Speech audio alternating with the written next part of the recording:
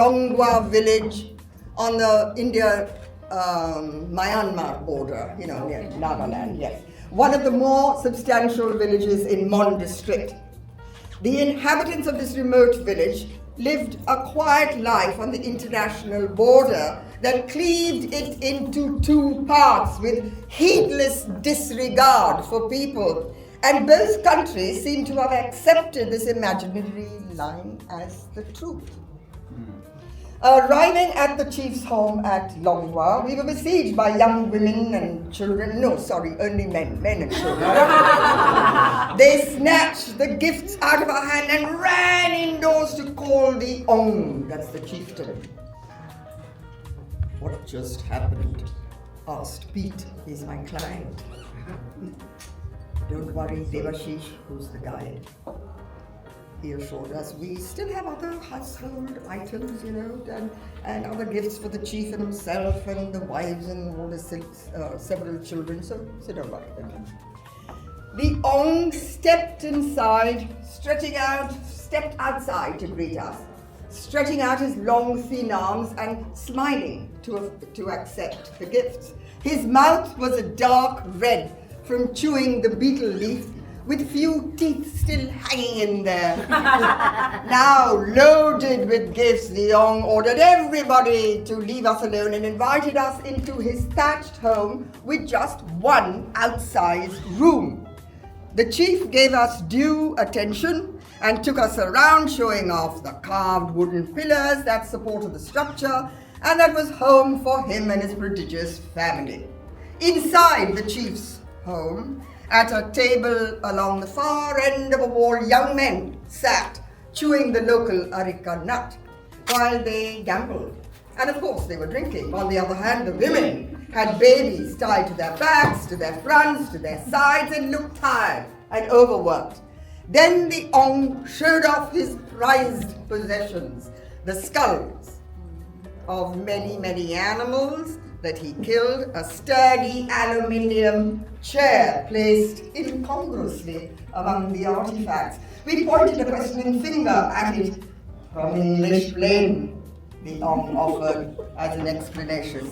Then it dawned on us that the RAF planes shot down by the Japanese in World War II, they fell in and around those villages.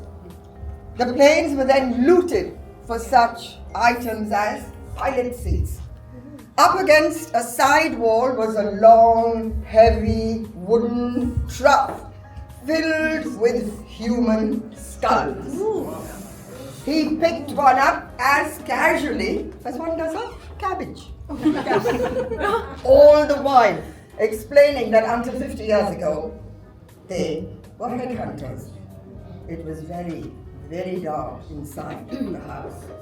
Before we took leave, the Ong insisted that he be photographed with us and begged us to follow until he reached an imaginary line running down the middle of his house. Straddling that line with his naked feet, he demonstrated that one foot was in India and the other in Burma. We bid goodbye to the whole community that lived in that house, traveling to different countries, and headed off to find our hotel in the vicinity of Mon, home to the Cognac people. Bookings by the Kolkata travel agency had been made for 3 rooms in the best available Helisub cottage in that region. As it turned out, there was no hotel. Instead, it was a homestay, or rather rooms on rent. More aptly, it was room on rent. Expecting a signboard displaying the hotel's name, we stood outside looking embarrassed as Devashish, the guide, walked into what looked like someone's bedroom. A friendly Cognac tribal woman came to greet us and proudly showed us the mammoth bed where we were all going to sleep. Pete, that's the clown, reddened visibly.